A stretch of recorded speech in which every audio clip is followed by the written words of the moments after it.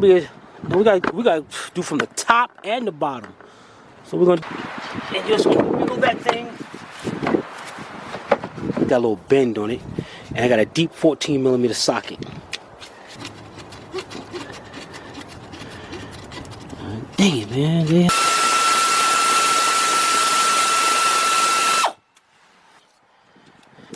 And we got one over here in the front.